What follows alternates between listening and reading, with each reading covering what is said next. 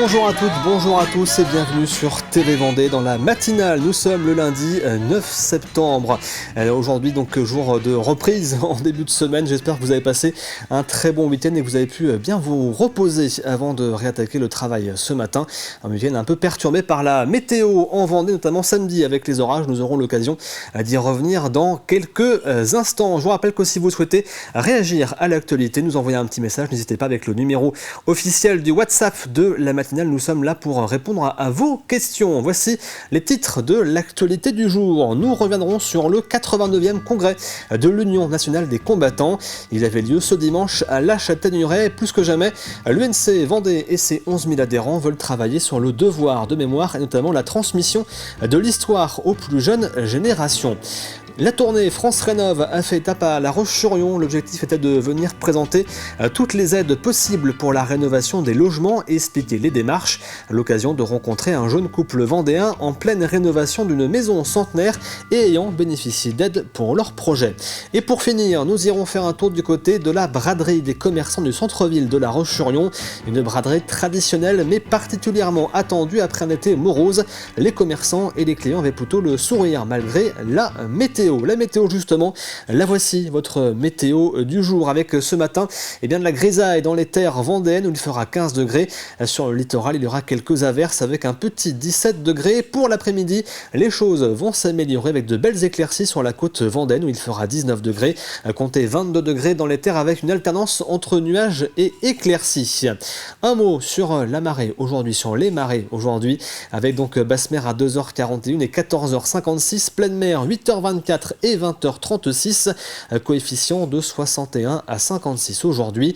Le Gois, lui, sera au plus bas à 15h28. On fait le tour, comme toujours, des marchés du jour avec 3 marchés ce matin.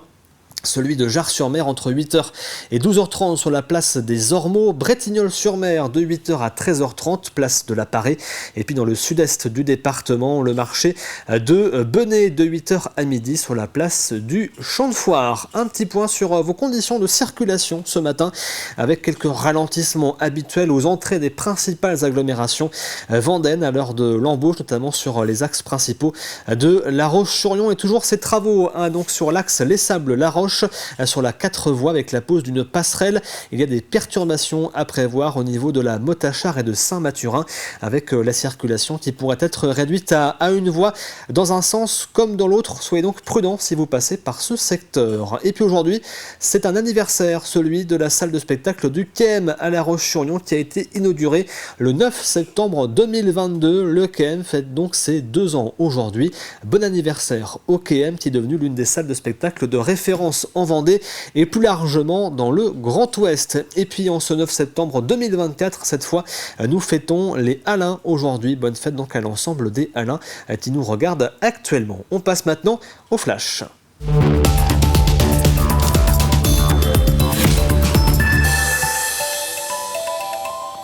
Samedi, la Vendée était en alerte jaune orage et une bonne partie du département a été touchée, notamment dans la matinée et en début d'après-midi. Les cumuls de pluie ont été importants par endroits avec souvent des averses courtes mais particulièrement intenses provoquant quelques inondations par endroit avec 30 mm à Ceuzay, 25 mm à Champ-Saint-Père ou encore 23 mm de cumul à Antigny. Plus de 500 éclairs ont été recensés sur le département et la foudre a même touché une maison du côté des Sables d'Olonne, provoquant un incendie. Il n'y a pas eu de victimes, fort heureusement. On commence maintenant par revenir sur le 89e congrès de l'UNC qui avait lieu à La Châtaigneraie ce dimanche. L'Union nationale des combattants compte 11 000 adhérents en Vendée, dont 4 600 soldats de France, des personnes engagées pour la mémoire et pour la paix, avec pour mission de transmettre la mémoire auprès des jeunes générations. Et ce 89e congrès était justement l'occasion de transmettre cette mémoire et d'accueillir de nouveaux et jeunes membres au sein de l'UNC. Reportage de Florian Wozniak.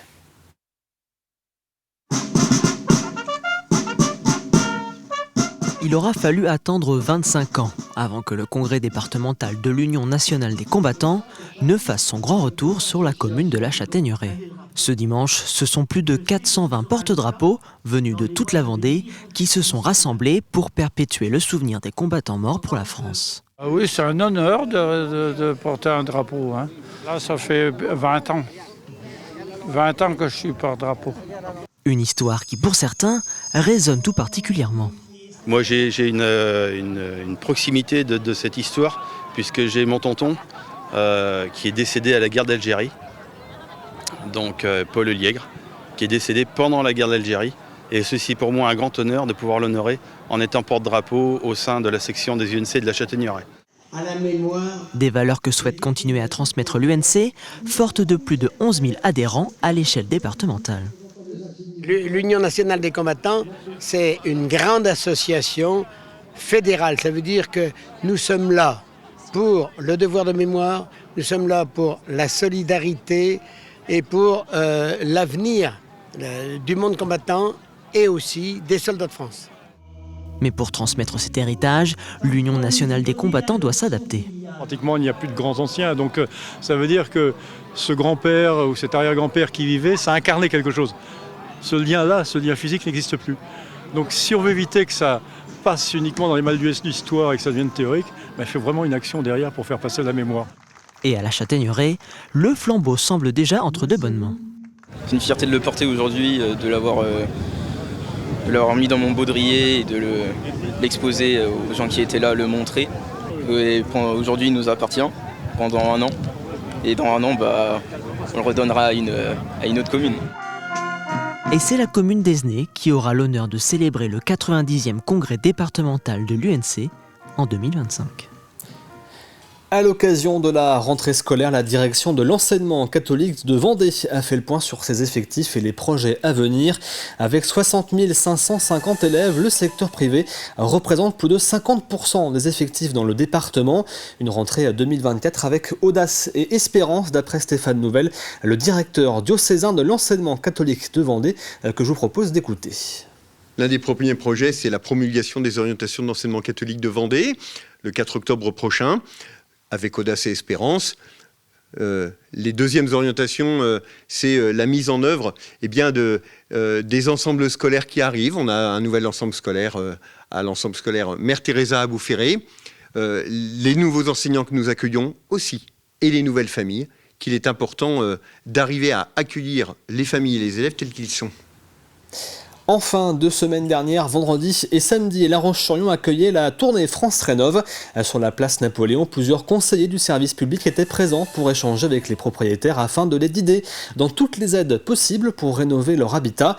Dans ce cadre, Tim Bastard a rencontré un jeune couple de Vendéens qui rénove une maison centenaire à Beaulieu-sous-la-Roche et qui ont pu bénéficier d'aides pour leur projet. Plusieurs élus ainsi que des membres de l'Agence nationale de l'habitat se sont rendus visiter la maison de Constance et Benjamin. Alors c'est un bâtiment de plus de 200 ans avec une surface habitable de 156 m². Pour leur projet, ils ont d'abord échangé avec le guichet de l'habitat de leur communauté de communes, puis avec les conseillers de l'habitat de l'ANA, l'Agence nationale de l'habitat. Et une fois les informations recueillies, ils ont fait le choix de l'acquisition-rénovation et ont déposé leur dossier de demande d'aide, et notamment celui de la prime rénov'. Le principe, c'est d'avoir un projet pour son logement, pour sa maison. Voilà. Ensuite, d'avoir un programme de travaux. Et sur la base de ce programme de travaux, on va demander une aide financière. Et cette aide financière, donc l'ANA délivre une aide financière, les collectivités aussi délivrent des aides qui sont complémentaires de celles de l'ANA. Et l'objectif de la puissance publique au sens complet, donc État et collectivités territoriales, c'est de faire en sorte que le reste à charge des ménages soit le plus faible possible. Alors pour obtenir la fameuse prime rénov', plusieurs conditions doivent être respectées. Tout d'abord, il faut un audit énergétique réglementaire du bâtiment avant les travaux, afin de le comparer à un audit d'après-travaux. Ensuite, les travaux doivent permettre un gain énergétique minimal de 2 classes sur le diagnostic de performance énergétique du logement. Le projet de travaux doit comprendre au moins 2 gestes d'isolation, c'est-à-dire toiture et mur par exemple. Enfin, ces aides dépendent aussi des revenus des ménages. Pour leurs travaux, Constance et Benjamin ont bénéficié d'une aide globale de 16 000 €, prime rénov' et subvention de la communauté de communes réunies. Mais ce parcours de demande d'aide peut être compliqué. Ils sont toujours dans l'attente d'une demande d'aide de 12 000 €. On peut avoir d'autres aides, mais ça nécessite quand même énormément d'investissement, de relance. C'est pas toujours facile d'avoir toujours les mêmes personnes aussi. Il faut rien lâcher, mais quand on voit le rendu et qu'on se pose un petit peu et qu'on regarde les photos de ce que c'était avant, c'est quand même top et je le conseillerais on se dit que ça vaut le coup. À des couples comme nous qui veulent se lancer dans un projet comme ça. Et on le rappelle, avec ce projet, le couple a contribué à faire avancer la France vers ses objectifs bas carbone 2050. La première édition de la quinzaine de l'environnement se déroulera du 21 septembre au 6 octobre dans 15 communes du pays de Fontenay-Vendée. Au programme conférences, visites, balades, portes ouvertes ou encore spectacles.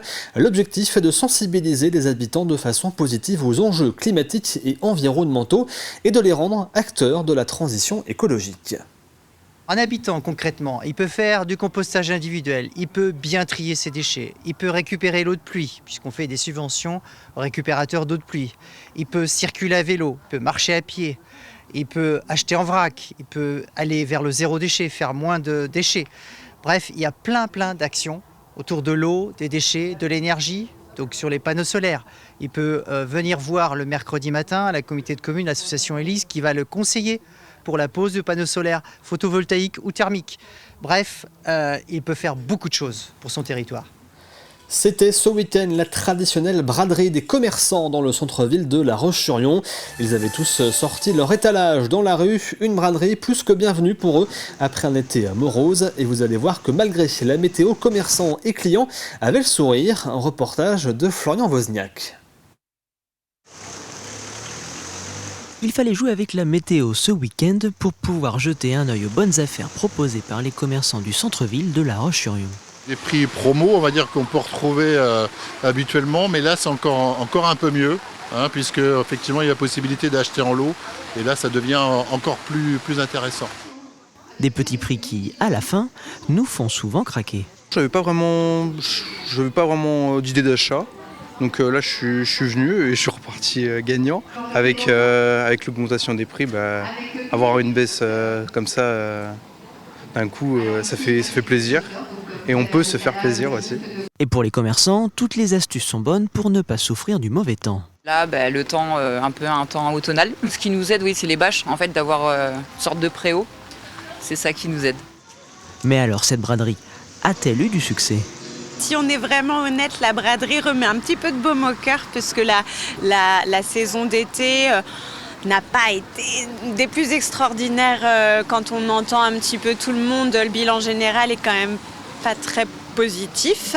Après, la météo nous a pas trop aidé. Enfin voilà, donc justement là, c'est agréable de revoir tout le monde, de revoir les gens et donc voilà, c'est positif, vraiment. Prochain rendez-vous avec les bonnes affaires le 8 janvier 2025 avec le début des soldes d'hiver. Une nouvelle piste cyclable vient d'être inaugurée dans le pays de Saint-Gilles-Croix-de-Vie. Elle permet de rejoindre des zones d'activité et offre donc aux salariés des entreprises du secteur la possibilité de se rendre au travail en vélo. Longue de 1,8 km, elle a été financée à 80% par la région et le conseil départemental. On termine avec la météo de votre matinée maintenant et les nuages sont encore nombreux ce matin sur la Vendée. Des averses ne sont pas à exclure dans certaines zones. Le vent d'ouest à nord-ouest va encore se faire sentir avec 40 km/h en rafale côté température. Elles sont encore bien douces avec 15 degrés à Montaigu, la Châtaigneraie, Fontenay-le-Comte et La Roche-sur-Yon, 16 degrés du côté des Sables d'Olonne et la Tranche-sur-Mer et 17 degrés à Chaland, l'île-Dieu et sur l'île de Noirmoutier. C'est la fin de ce flash, on passe tout de suite au sport.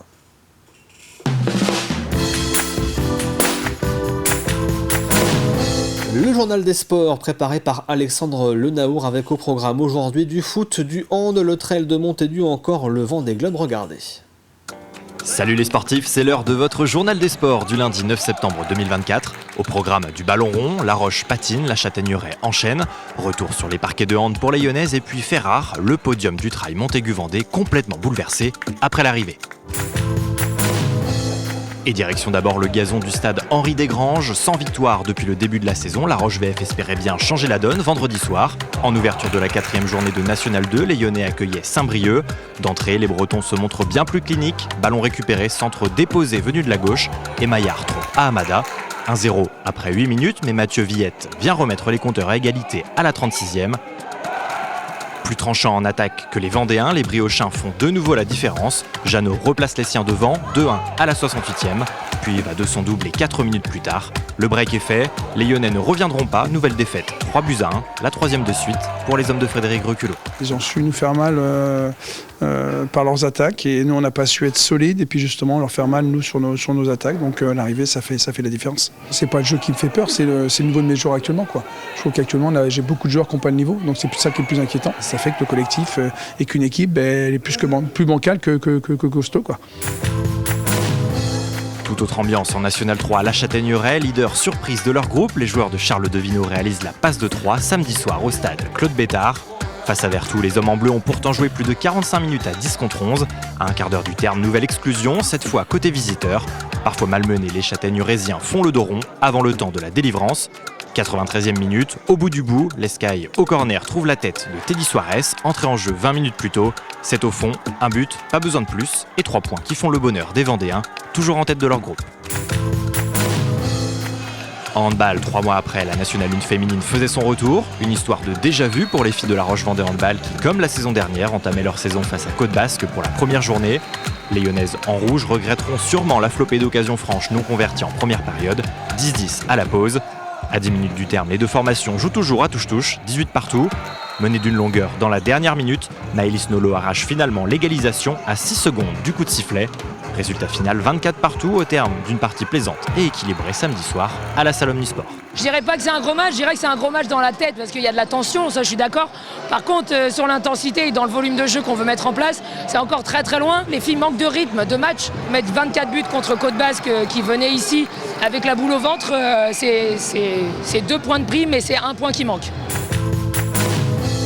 Dimanche matin, la 5e édition du Trail Montaigu-Vendée a vécu une arrivée quelque peu particulière. Parmi les 500 participants au départ, 90 coureurs se sont frottés à la plus longue distance, le 24 km. Passage par la digue, le long des bords du Maine, mais aussi par la carrière de Bellevue.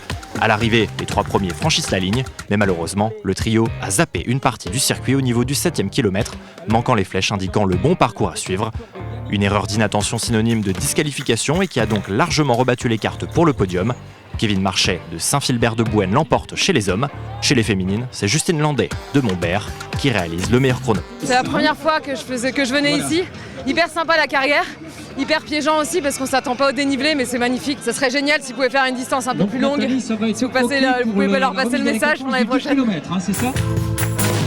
Et puis avant de se quitter, 40 bateaux, pas un de plus, pas un de moins. Après tirage au sort, l'organisation du Vendée Globe a dévoilé en fin de semaine les places qu'occuperont les IMOCA avant leur départ, sur le ponton du Vendée Globe au Sable d'Olonne.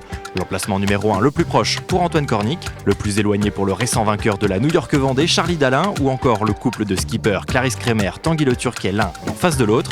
De quoi prendre des notes avant d'aller rendre une petite visite à vos navigateurs préférés dès le 19 octobre prochain, date de l'ouverture du village du Vendée Globe.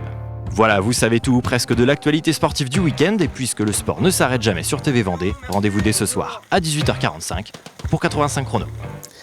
Merci à Alexandre Lenaour pour ce journal des sports et l'occasion de vous rappeler que mercredi prochain vous retrouverez un nouveau numéro du Petit Vendée Globe, l'émission présentée par Alix Lanos, dans laquelle avec ses mini-reporters elle accueille les skippers de la prochaine édition du Vendée Globe, un Vendée Globe qui sera bien sûr à vivre sur TV Vendée. On passe maintenant au plus de l'info du jour.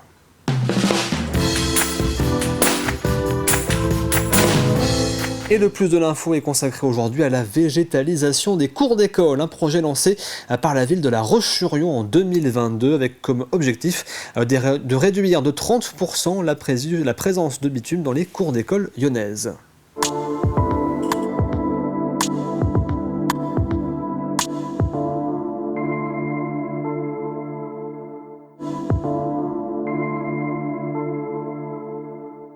C'était important de mettre un accent sur la végétalisation parce que il y a deux étés, les enfants ont souffert de la chaleur. Donc il fallait vraiment avoir un projet à terme et nous le faisons par tranche de 5 à 6 écoles. Voilà, donc on avance très bien sur ces gros projets. Et puis il y a toutes les restructurations, les petites rénovations qui font partie des budgets récurrents que l'on a sur l'ensemble des groupes. On a mesuré en particulier l'importance du taux de bitume sur l'ensemble de ces cours et en moyenne 70% des cours d'école sont bitumés. Donc l'objectif a été de désimperméabiliser, donc d'enlever l'importance de ce bitume et sur ce site en particulier, eh bien 40% de la cour a été totalement désimperméabilisée pour revégétaliser et planter en particulier. Vous avez des zones enherbées qui sont implantées. Vous avez des bancs qui viennent en fait de troncs d'arbres qui ont été remis en valeur. Vous avez un certain nombre de matériaux qui ont également été implantés pour permettre l'accessibilité PMR de cette cour. Et puis bien sûr, un certain nombre de jeux compléteront l'ensemble. Et à partir de novembre, 50 arbres sont plantés jusqu'au mois de février. Il y a également ce côté pédagogique pour apporter à l'enfant, je dirais, des connaissances en matière d'environnement, bien sûr. Tout ça rentre dans le plan climat, air, énergie territoriale de l'agglomération, mais aussi leur apporter cette connaissance du vivant, de la biodiversité, leur expliquer aussi comment tout cela fonctionne. Donc il y a vraiment des vertus pédagogiques.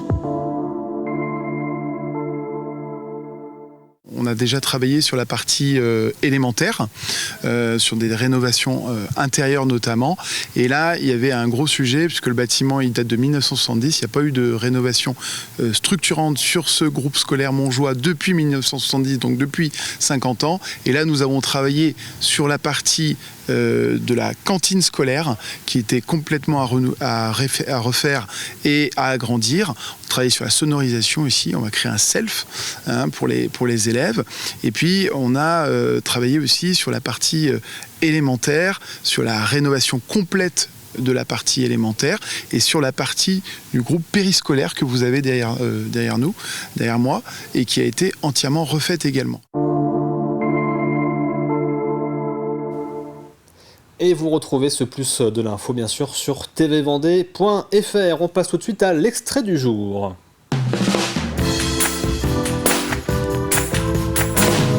Et l'extrait, c'est l'émission Les Passionnés avec Grégoire de Châtillon qui a rencontré cette semaine un passionné vendéen d'OVNI.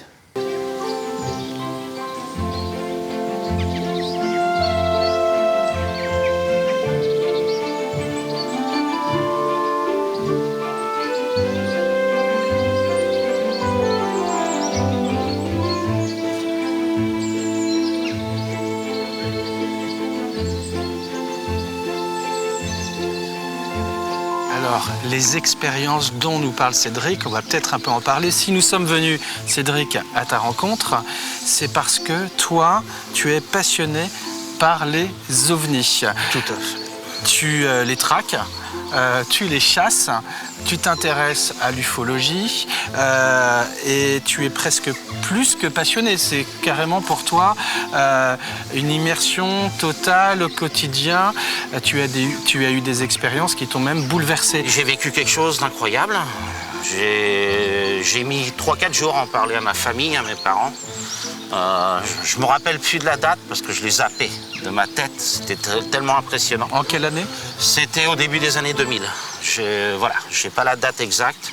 Et donc j'ai une expérience que je peux pas raconter ici, qui est très délicate, d'enlèvement.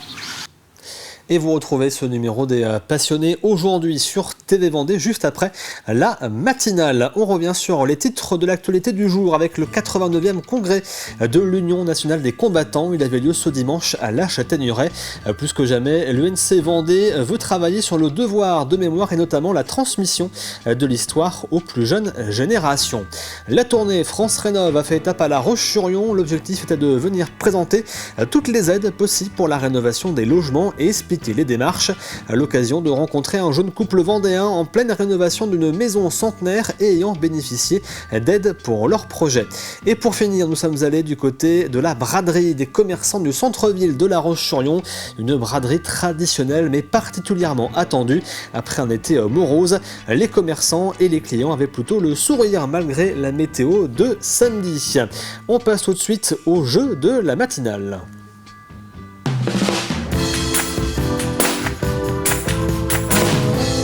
Et avant de vous parler de la question de la semaine, on revient sur le jeu de la semaine dernière. Parmi les 123 joueurs la semaine dernière, eh bien c'est Françoise qui a remporté ses places pour le parc de Pierrebrune.